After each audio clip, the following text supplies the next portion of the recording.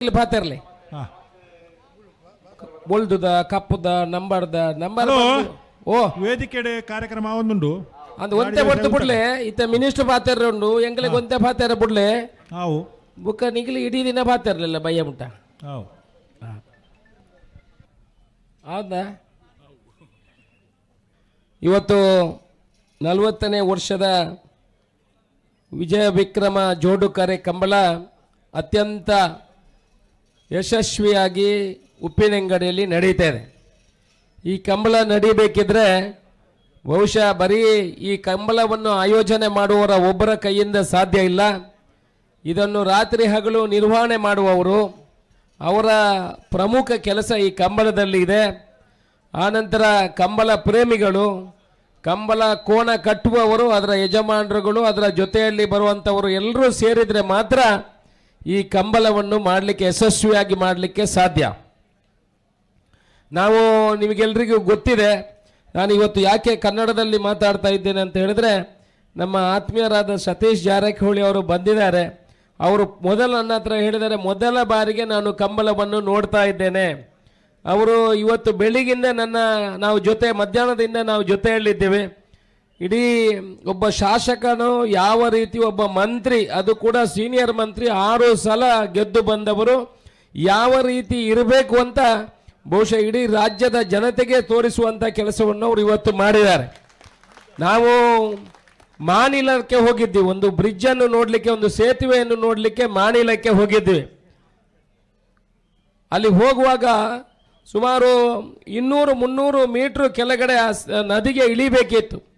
ಅವರು ಅಲ್ಲಿವರೆಗೆ ಬೇಡ ಅಂತ ಹೇಳಿದ್ರು. ಅಲ್ಲಿಗೆ ನಡೆದುಕೊಂಡು ಹೋಗಿ ಅಲ್ಲೆಲ್ಲ ವೀಕ್ಷಣೆಯನ್ನು ಮಾಡಿ ಆ ಭಾಗದ ಕೇರಳ ಮತ್ತು ಕರ್ನಾಟಕದ ಭಾಗದವರ ಜನರ ಹತ್ರ ಚರ್ಚೆ ಮಾಡಿ, ಯಾಕಂತ ಹೇಳಿದ್ರೆ ಅಲ್ಲಿ ಮಾನಿಲದಲ್ಲಿ ಸೇತುವೆಯನ್ನು ಮಾಡಿದರೆ ಸುಮಾರು 28 ಕಿಲೋಮೀಟರ್ ಅದು ಹತ್ತಿರ ಆಗ್ತದೆ ನಮ್ಮ ಕರ್ನಾಟಕದ ಜನರಿಗೆ ಕೇರಳಕ್ಕೆ ಹೋಗಲಿಕ್ಕೆ.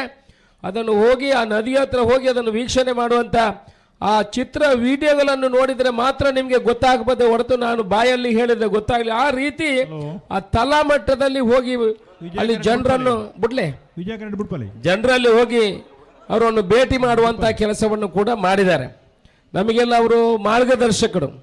ನಾನು ಹೋದಲ್ಲೆಲ್ಲ ಹೇಳಲಿಕ್ಕುಂಟು ಸತೀಶ್ ಜಾರಕಿಹೊಳಿ ಅವರು ಹೇಗೆ ಅಂತ. ಸತೀಶ್ ಜಾರಕಿಹೊಳಿ ಅವರು PWD ಮಂತ್ರಿಗಳು. ಅವರು ನಮ್ಮ ಇವತ್ತು ಕಂಬಳಕ್ಕೆ ಬಂದಿದ್ದಾರೆ, ಇಲ್ಲಿ ಕೂತಿದ್ದಾರೆ ಅಂತ ಅವರ ಮೇಲೆ ಅವರಿಗೆ ಸಂತೋಷ ಆಗಲಿ ಅಂತ ನಾನು ಖಂಡಿತ ಯಾವುದನ್ನು ಅವ್ರಿಗೆ ಹೇಳ್ತಾ ಇಲ್ಲ, ಮುಖಸ್ತುತಿಗೆ ಹೇಳ್ತಾ ಇಲ್ಲ. ಅವರು ಒಬ್ಬ ಪ್ರಾಮಾಣಿಕ ಒಬ್ಬ ಮಂತ್ರಿ ಹೇಗೆ ಇರಬೇಕು, ಅವರ ಜನರ ಸೇವೆಯನ್ನು ಮಾಡುವವನು ಹೇಗೆ ಇರಬೇಕು. ನಾನು ಶಾಸಕನಾಗಿ 3 ವರ್ಷ ಆಗ್ತಾ ಬಂತು. ಇವತ್ತಿನವರೆಗೆ ಅಂತ ಒಂದು ಯಾವ ಮಂತ್ರಿಯನ್ನು ನಾನು ನೋಡಲಿ. ಯಾಕಂತ ಹೇಳಿದ್ರೆ ಯಾವುದೇ ಒಂದು ವಿಚಾರ ನುಡಿದಂತೆ ನಡೆಯುವಂಥ ಮಂತ್ರಿ ಅಂತ ಹೇಳಿದ್ರೆ ಕರ್ನಾಟಕ ರಾಜ್ಯದಲ್ಲಿ ಸತೀಶ್ ಜಾರಕಿಹೊಳಿ ಅಂತ ನಾನು ಹೇಳ್ತೇನೆ, ಎದೆ ತಟ್ಟಿ ಹೇಳ್ತೀನಿ. ಯಾಕಂತ ಹೇಳಿದ್ರೆ ನಾವು ಅವ್ರ ಹತ್ರ ಹೇಳಿದ ಮೇಲೆ ಪುನಃ ಅವರ ಕಚೇರಿಗೆ 10 ಸಲ ಅಳೆಯುವಂಥ ಪ್ರಶ್ನೆಗಳಿಲ್ಲ.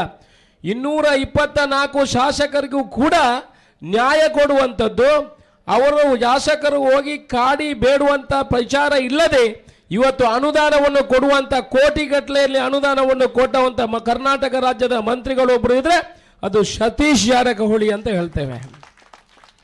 ಅವರಿಗೆ ದಕ್ಷಿಣ ಕನ್ನಡದವರ ಬಗ್ಗೆ ಅತ್ಯಂತ ಪ್ರೀತಿ. ಇವತ್ತು ಅವರು ದಕ್ಷಿಣ ಕನ್ನಡ ಜಿಲ್ಲೆಗೆ ಬರಬೇಕಿದ್ರೆ ಅವರು ಸುಮಾರು 15 ಲಕ್ಷ ರೂಪಾಯಿ ಖರ್ಚು ಮಾಡಿ ಬಂದವರು. ಬರಬೇಕಂತ ಇರಲಿಲ್ಲ ನಮ್ಮ ಕಂಬಳ ನೋಡ್ಲಿಕ್ಕೆ. ಬರೀ ಕಂಬಳ ನೋಡಿ ಹೋಗುದಲ್ಲ, ಒಂದು 10 ಕಡೆ ಹೋಗಿ ನಾವು ಕಳಿಸಿದ ಬಂದ IBಯಲ್ಲಿ ಕೂತು ಅಲ್ಲಿಂದ ವಾಪಸ್ಸು ಹೆಲಿಕಾಪ್ಟರ್ ಅಲ್ಲಿ ಬ್ಯಾಂಗ್ಳೂರಿಗೆ ಹೋಗ್ತಾರೆ ಅಂತ. ಇಲ್ಲಿ ಬಂದು ನಮ್ಮನ್ನು 5 ನಿಮಿಷ ಕೂತ್ಕೊಳ್ಳಿಕ್ಕೆ ಬಿಡಲಿಲ್ಲ. ಮಾನಿಲದಿಂದ ಪೆರುವಾಯಿಂದ ಹಿಡಿದು ಮಾನಿಲ ಬಂದು ವಿಟ್ಲ, ಪುತ್ತೂರು ಎಲ್ಲ ಭಾಗದ ರಸ್ತೆಗಳು, ಎಲ್ಲೆಲ್ಲಿ ಸೇತುವೆಗಳಿದೆ ಅದನ್ನೆಲ್ಲ ವೀಕ್ಷಣೆ ಮಾಡಿ ಎಲ್ಲೆಲ್ಲಿ ನಮಗೆ ಅನುದಾನಗಳು ಬೇಕು. ನಾನು ಹೇಳಿದೆ, ಶಾಸಕರೇ ನಮ್ಮ ಭಾಗದಲ್ಲಿ ಇರುವ ರಸ್ತೆಗಳನ್ನು ನೋಡಿ ಇಲ್ಲ ಅಂತ. ಆಗ ಅವರು ಹೇಳಿದ್ರು, ನಿಮ್ಮ ಭಾಗದಲ್ಲಿ ಅಲ್ವಾ, ಸುಳ್ಯದ ರಸ್ತೆಯನ್ನು ಸೇತುವೆಯನ್ನು ಕೂಡ ನೋಡಬೇಕು. ಆಗ ನಾನು ಹೇಳಿದೆ, ನಾನು ದಕ್ಷಿಣ ಕನ್ನಡ ಜಿಲ್ಲೆಯಲ್ಲಿ ಒಬ್ಬರೇ ಶಾಸಕರು ಇರೋದು, ಅಶೋಕ್ ರೇಗಳೆ ಆಗಲ್ಲ.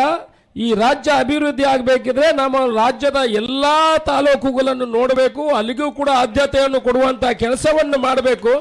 ಎಷ್ಟು ಮನಸ್ಸಿನ ವಿಚಾರಗಳು ಹೇಗಿದೆ ಅಂತ ನೋಡಿ, ಅಲ್ಲಿಗೂ ಕೂಡ ನಮ್ಮ ಎಲ್ಲರನ್ನೂ ಅದನ್ನು ನೋಡುವಂತಹ ಕೆಲಸವನ್ನು ಮಾಡಬೇಕು. ಅಲ್ಲಿ ಕೂಡ ಕೇರಳಕ್ಕೆ ಸಂಪರ್ಕ ಬರುವಂತಹ ಒಂದು ಸೇತುವೆ ಇದೆ, ಅದನ್ನು ಕೂಡ ನೋಡಬೇಕು ಅನ್ನೋ ವಿಚಾರವನ್ನು ಉಲ್ಲೇಖ ಮಾಡಿದ್ರು. ಇದೆಲ್ಲ ಒಬ್ಬ ಸೀಸನ್ಡ್ ಪೊಲಿಟಿಷಿಯನ್ ಅಂತ ಹೇಳ್ತಾರೆ. ಸೀಸನ್ಡ್ ಪೊಲಿಟಿಷಿಯನ್ ಅಂತ ಹೇಳಿದ್ರೆ ಎಲ್ಲವನ್ನು ತಿಳ್ಕೊಂಡು ಅವರ ನಡೆನುಡಿಗಳು ನಿಮ್ಮ ನೋಡಿರ್ಬೋದು. ನಾವು ನಿದರ್ಶನ ಅಂತ ಹೇಳಿದ್ರೆ ನಾವು ಎಲ್ಲದನ್ನು ಕಲ್ತುಕೊಂಡಿದ್ದೇವೆ ಅಂತ ನಾವು ತಿಳ್ಕೊಳ್ತೇವೆ, ಆದರೆ ಇನ್ನೊಬ್ಬರನ್ನು ನೋಡಿ ಕಲಿಯುವಂಥದ್ದು ತುಂಬ ಇದೆ ಅಂತ ನಾವು ಯಾವಾಗಲೂ ತಿಳ್ಕೊಳ್ಬೇಕು. ಬಹುಶಃ ಅವರ ಮೆಚ್ಯೂರಿಟಿ, ಅವರ ಶ್ರೀಮಂತಿಕೆ, ಅವರು 6 ಸಲ ಗೆದ್ದದ್ದು ಅವರನ್ನು ನೋಡುವಾಗ ಯಾರಿಗಾದ್ರೂ ಗೊತ್ತಾಗ್ತದ? ಅವರು ನಿನ್ನೊಬ್ರು ನನ್ನ ಅಂತ ಹೇಳ್ತಾರೆ, ಸತೀಶ್ ಜಾರಕಿಹೊಳಿ ಅವರು ನಮ್ಮ ಹತ್ರ ಬರ್ತಾರೆ ಅಂತ ಹೇಳುವಾಗ ಒಬ್ರು ಹೇಳ್ತಾರೆ, ಎಷ್ಟೊಂದು ಸಿಂಪಲ್ ಮಿನಿಸ್ಟರ್ ಅಂತ ಹೇಳ್ತಾರೆ. ಅವರು ಅಷ್ಟೇ, ಅವರು ಮಾತಾಡೋದು. ಆಗ ನಾವು ಸತ್ಯಸಾಯಿಗೆ ಹೋಗಿದ್ದು ಒಂದು ಶಾಲೆ ನೋಡಲಿಕ್ಕೆ. ಆಗ ಅವ್ರು ಹೇಳ್ತಾರೆ, ಸರ್ ನೀವು ಇಷ್ಟೊಂದು ಬ್ಯುಸಿ, ಇಡೀ ರಾಜ್ಯದ ರಸ್ತೆಗಳನ್ನು ನೋಡೋದಿದ್ರು ನೀವು ಕೂಲಾಗಿ ಇರ್ತೀರಲ್ಲ, ಯಾವ ಮಾತಾಡೋಗ್ಲ ಅಧಿವೇಶನದಲ್ಲಿ ಮಾತಾಡೋಗ್ಲ ಅವ್ರದ್ದು ಆನ್ಸರ್ ಪಾಯಿಂಟ್ ನಡೆದಂತೆ ನುಡಿತಾರೆ ಅಂತ ಹೇಳಿದ್ರೆ ಯಾವುದನ್ನು ಮುಂದೆ ಹೇಳುವಲ್ಲ, ಕೆಲಸ ಮಾಡಿ ಆಮೇಲೆ ಅದನ್ನು ಸಮಾಜಕ್ಕೆ ತೋರಿಸುವಂಥ ಕೆಲಸವನ್ನು ಮಾಡ್ತಾರೆ. ಇಡೀ ರಾಜ್ಯದಲ್ಲಿ ಕರ್ನಾಟಕ PWDಯ ರಸ್ತೆಗಳು ಯಾವುದು ಕೂಡ ಹೊಂಡ ಬೀಳದಂತೆ ನೋಡಿದಂಥ ಮಂತ್ರಿ ಇದ್ರೆ ಅದು ಸತೀಶ್ ಜಾರಕಿಹೊಳಿ. ನಾನು ಇನ್ನೊಮ್ಮೆ ಹೇಳ್ತೇನೆ, ಯಾವುದಾದ್ರೂ ಹೊಂಡ ಬಿದ್ದ ಅಂದರೆ PWD ರಸ್ತೆಗಳು. ನೀವು ನಾವೆಲ್ಲಾದ್ರೂ ನಿಂತವ್ರಿಗೆ ಹೇಳಬೇಡಿ ಅಲ್ಪಂಜಿ ರಸ್ತೆಯಲ್ಲಿ ಗುಂಡಿ ಉಂಟು, PWD ರಸ್ತೆಯಲ್ಲಿ ಗುಂಡಿ ಇಲ್ಲ, ತಾಲೂಕು ಪಂಚಾಯತ್ ರಸ್ತೆಗಳಲ್ಲೆಲ್ಲ ಇರಬಹುದು, ಕನ್ಫ್ಯೂಷನ್ ಮಾಡ್ಕೋಬೇಡಿ.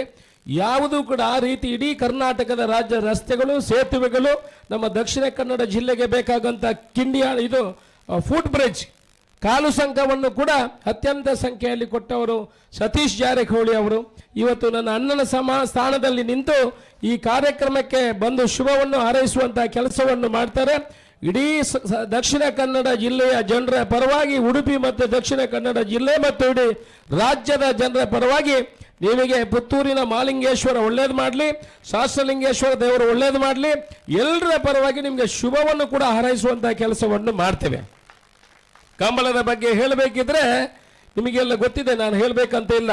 ಇಲ್ಲಿ ಎಲ್ಲ ಕಂಬಳದ ಅಭಿಮಾನಿಗಳಿದ್ರೆ ಕಂಬಳ ಯಾವ ರೀತಿ ನಡೆದು ಬಂತು. ದಕ್ಷಿಣ ಕನ್ನಡ ಜಿಲ್ಲೆಯ ಒಂದು ವೀರ ಕ್ರೀಡೆ ಅಂತ ಹೇಳಿದ್ರೆ ಕಂಬಳ. ನಾನು ಬರುವಾಗ ಹೇಳ್ತಾ ಇದ್ದೆ, ನಾವು ಬ್ಯಾಂಗ್ಳೂರಿನಲ್ಲಿ ಕಂಬಳ ಮಾಡಿದ್ದೇವೆ ಅಂತ. ಇವತ್ತು ರಾಜ್ಯದಲ್ಲಿ ಯಶಸ್ವಿಯಾಗಿ ಕಂಬಳಕ್ಕೆ ಕೀರ್ತಿ ಬರಬೇಕಿದ್ರೆ ನಾನು ಯಾವಾಗಲೂ ಹೇಳಲಿಕ್ಕುಂಟು, ಕಂಬಳದಿಂದ ನಮಗೆ ಕೀರ್ತಿ ಬಂದಿದೆ ಹೊರತು ನಮ್ಮಿಂದ ಕಂಬಳಕ್ಕೆ ಅಲ್ಲ.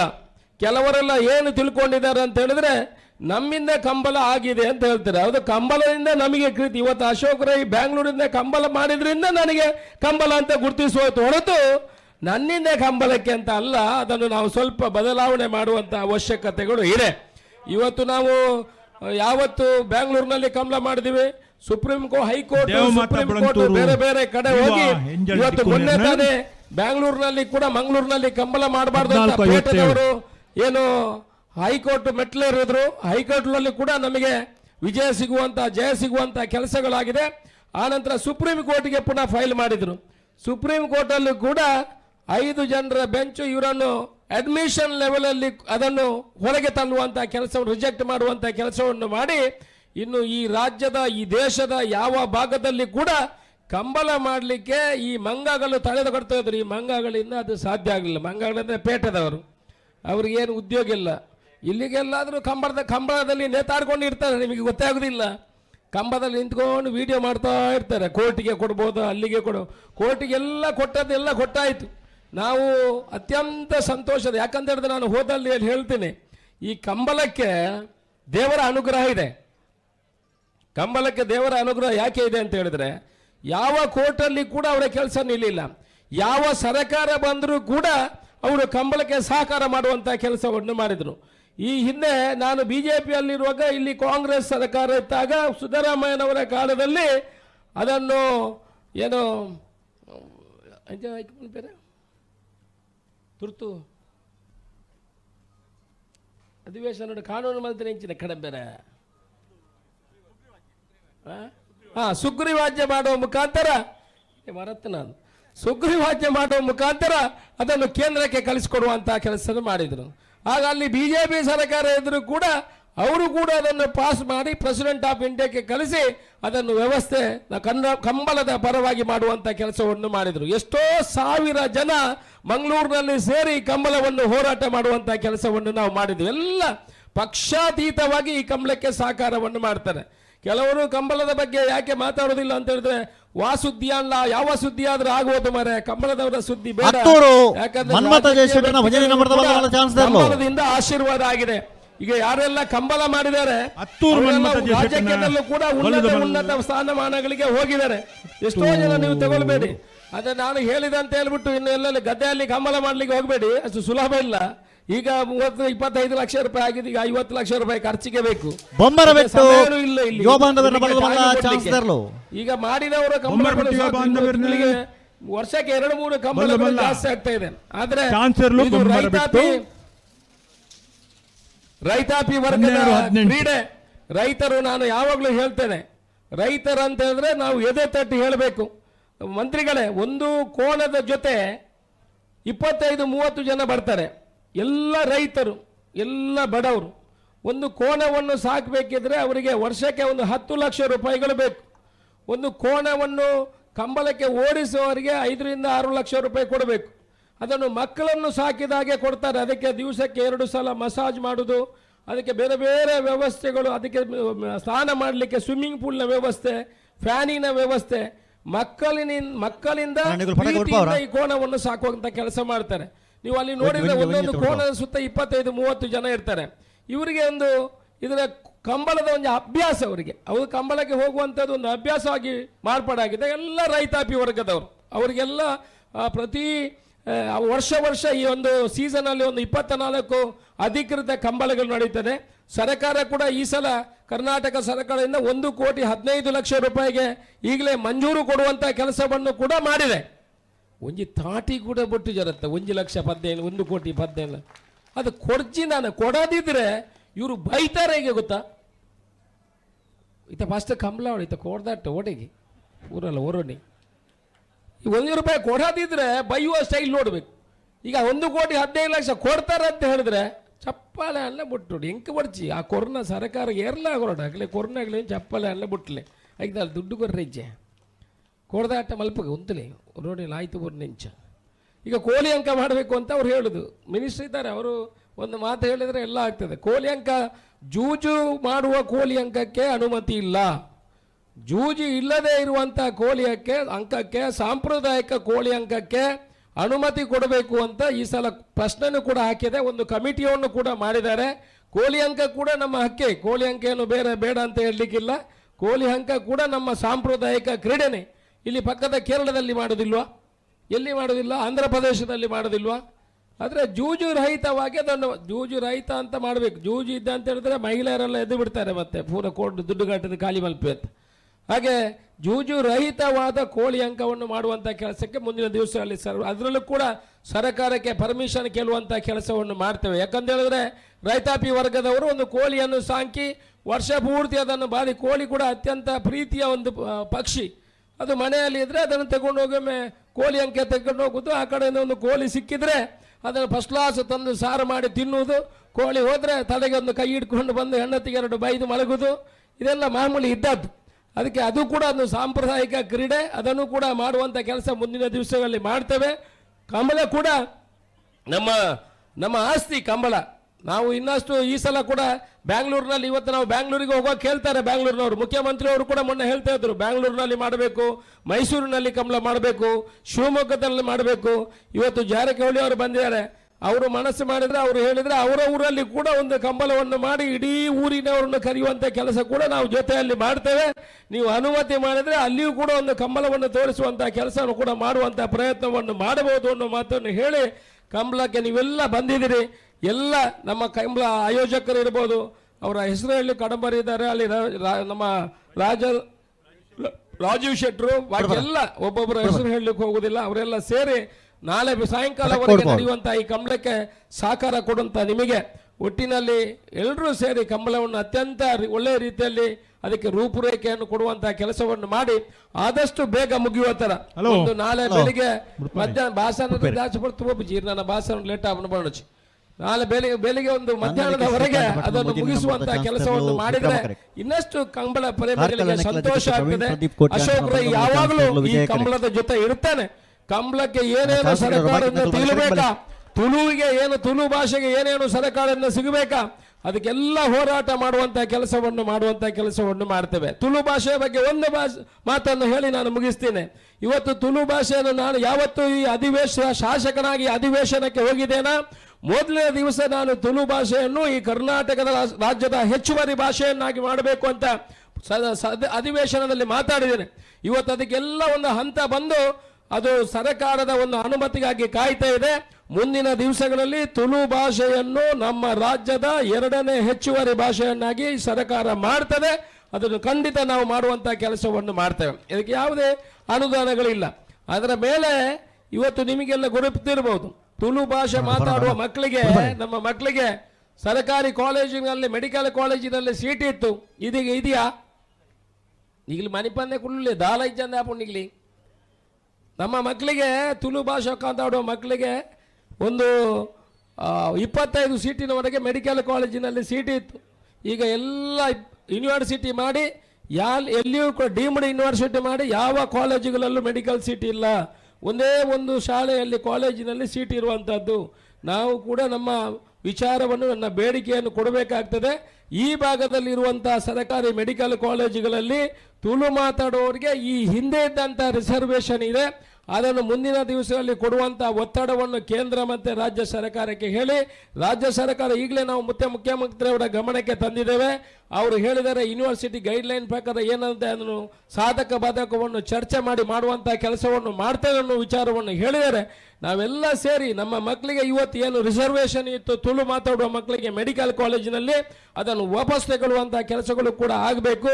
ಕಂಬಳ ಮಾಡುವುದರ ಜೊತೆಗೆ ನಮ್ಮ ಹಕ್ಕುಗಳನ್ನು ಕೇಳುವಂಥ ಕೆಲಸಗಳು ಆಗಬೇಕು ಅನ್ನೋ ಮಾತನ್ನು ಹೇಳಿ ಎಲ್ರಿಗೆ ಶುಭವಾಗಲಿ. ಆ ಮಹಾಲಿಂಗೇಶ್ವರ ದೇವರು, ಆ ಶಾಸ್ತ್ರಲಿಂಗೇಶ್ವರ ದೇವರು ಒಳ್ಳೇದು ಮಾಡಲಿ.